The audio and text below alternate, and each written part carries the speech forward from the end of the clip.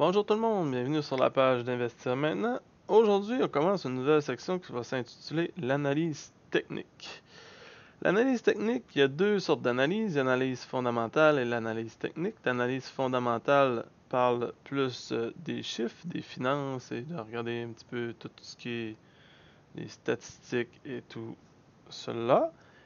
Par contre, l'analyse technique, c'est plus une façon d'analyser les graphiques, d'analyser la compagnie avec son graphique, afin de prendre une décision si on veut investir ou non dans la compagnie selon la tendance du graphique et selon ce que le graphique nous dit dans le temps. Donc, on va commencer tout de suite.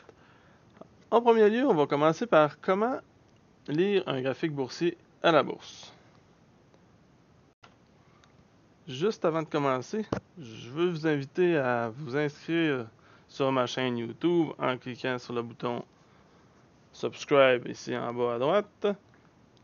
Par la suite, il y a aussi ma page Facebook sur la page d'Investir maintenant et un groupe privé. Vous allez rechercher Investir maintenant dans la recherche Facebook et vous allez tomber sur un groupe privé qui s'appelle Investir maintenant. Juste à vous joindre au groupe et vous allez rentrer dans les discussions, puis il y a des sondages.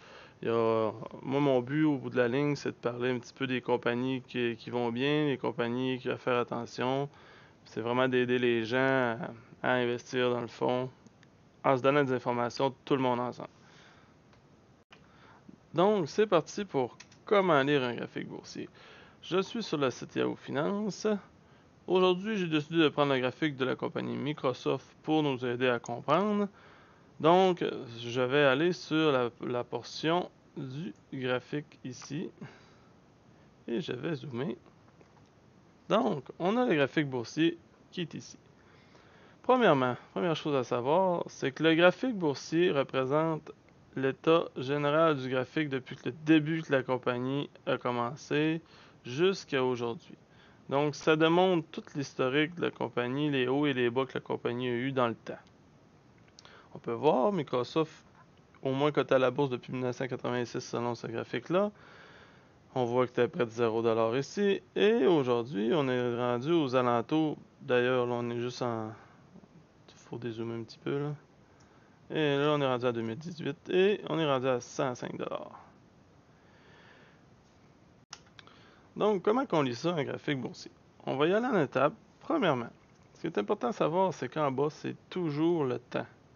L'axe des X, qu'on peut appeler, c'est toujours le temps. Donc, de gauche à droite, c'est le temps. Et de haut en bas, l'axe des Y, c'est toujours le prix. Toujours le prix.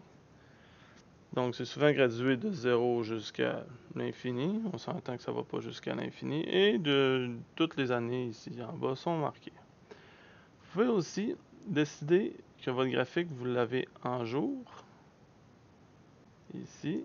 Quand vous l'avez en jour, on voit là, c'est tout en minutes ici en bas. Là. Vous avez vous avez plein de façons de le voir. Là, ici, on est à un intervalle d'1 minute. Chaque barre représente 1 minute. Vous pouvez le mettre en 5 minutes. Un petit peu moins de barres pour une journée. Vous pouvez le mettre en heure. Donc, c'est vraiment vous qui décidez comment vous voulez avoir de votre graphique. C'est sûr que plus qu'on s'en va vers les minutes, plus c'est précis et que ça peut nous biaiser sur la tendance de fond. Plus qu'on recule, si on se met sur un an, c'est là que c'est intéressant. On est dans un intervalle d'un jour, donc on voit un petit peu plus la tendance. En lisant le graphique, vous allez pouvoir remarquer, dépendamment sur les sites que vous êtes, qu'il y a plusieurs façons d'indiquer le graphique. Donc, on a la façon linéaire, on a aussi par zone. Après ça, les chandelles japonaises. Un petit peu les mêmes chandelles japonaises, par contre, les couleurs sont différentes. Aussi, système de barres. Les barres qui sont colorées. Donc, je vous montre un petit peu qu'est-ce que ça donne. Au niveau de la ligne, je trouve que c'est pas très précis. En bref, tous les points, ici on est par jour. Donc ici, là, ça veut dire que ça a fini à 101,87. Donc chaque point qui s'arrête devant une barre ici en bas qui est le volume, c'est le prix à lequel l'action a terminé. Donc c'est tout ce que ça dit. Il n'y a aucune variation, c'est chaque point, puis après ça les points sont reliés. Au niveau des zones, c'est exactement la même chose. Les points, vous pouvez les voir là, qui vont en même temps que la barre du volume en bas. C'est la fin de la journée. Après ça, les points sont reliés, puis une zone qui était rajoutée en bas. Ça donne un effet visuel qui est un petit peu différent. On est rendu au fameux chandelier japonais. Souvent, c'est ce qui fait peur au monde parce que ils n'ont jamais vraiment vu ça, ils savent pas c'est quoi. Donc, je vais vous l'expliquer. C'est vraiment simple. Il suffit juste de comprendre. Je vous invite à regarder ici en haut à gauche, là, c'est comme un résumé là, des journées. L'open, c'est le prix à ce que l'action a commencé. Le high, c'est le prix le plus haut que l'action a été. Le low, le prix le plus bas que l'action a été dans la journée. Le close, le prix que l'action est fermée. Le volume, c'est les petites barres en bas, c'est le nombre d'actions qui a été échangées pendant une journée. Puis le pourcentage de changement, c'est selon la journée, là, la variation en pourcentage du changement dans cette action-là qui a eu lieu dans la journée. OK. On prend exemple pour la lecture. On va prendre exemple sur ce chandelier ici du 25 juin 2018. On a la date qui est marquée ici en bas. Donc, le 25 juin 2018, il y a quand même une bonne variation. On regarde à gauche sur le petit résumé. Donc, en gros, l'action le plus bas a été à 97,30. C'est la ligne qui est ici, là, c'est 97,30. Et en haut, la petite ligne mince, c'est 111. Donc ça, c'est la variation, c'est le day range qu'on appelle. C'est entre ça que ça a varié dans cette journée-là. Ce qu'il faut comprendre aussi, le premier où que la couleur commence, c'est l'ouverture du marché, c'est passé à ce prix-là. Donc ici, on était à 97 de l'ouverture ici, on est à 100 pile. Donc le marché est ouvert à 100 et il a terminé la journée à 98,39, puis on le voit dans le close à gauche, comme je vous ai dit tantôt, le close est à 98,39. C'est pas plus compliqué que ça. Quand le prix descend, c'est rouge. Quand le prix monte, c'est vert. Donc, vous voyez, ici, c'est la même chose. L'action a ouvert ici en bas et a terminé juste ici à 101,85. On peut le voir à gauche. Donc 101,85, c'est le prix de fermeture. Puis le prix d'ouverture a été à 101,65. La variation était très mince. Et les deux petits bouts en haut et en bas, c'est le day range, comment ça a varié pendant la journée. Donc c'est comme ça que ça se lit, des chandeliers japonais. C'est sûr que moi, personnellement, je trouve que les chandeliers japonais, c'est ce qui apporte le plus de précision. Il y a d'autres façons aussi de le voir.